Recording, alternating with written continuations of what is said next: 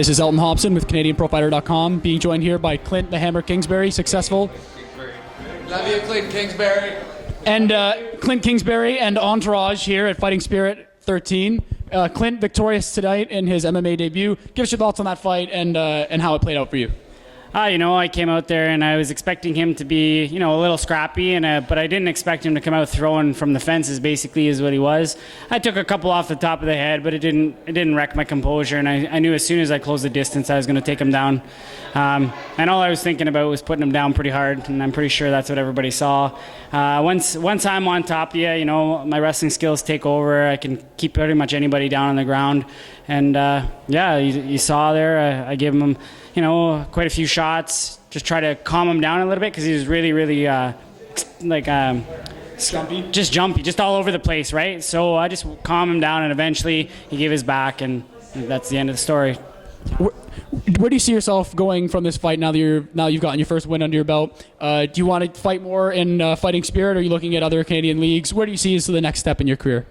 I'm still looking at just learning and getting better. I need to spar more. I have all the skills when I'm in close, but I really need to work on my striking. So I'm not really in a rush to get anywhere. Just fights like this to get me better, and then eventually, hopefully in a year that I'll be a fully well-rounded fighter, and I'll be looking actually for the big time, not something minimal.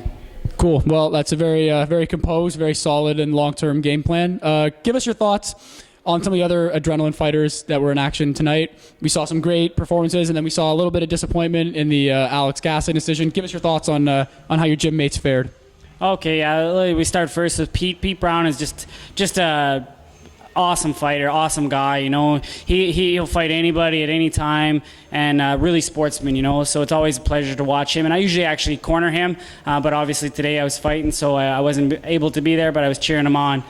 James and I are both 135ers. We train together full time. He wants to wrestle with me every day. We knew a game plan coming into this fight that, if he got close, take him down, he's going to finish the fight.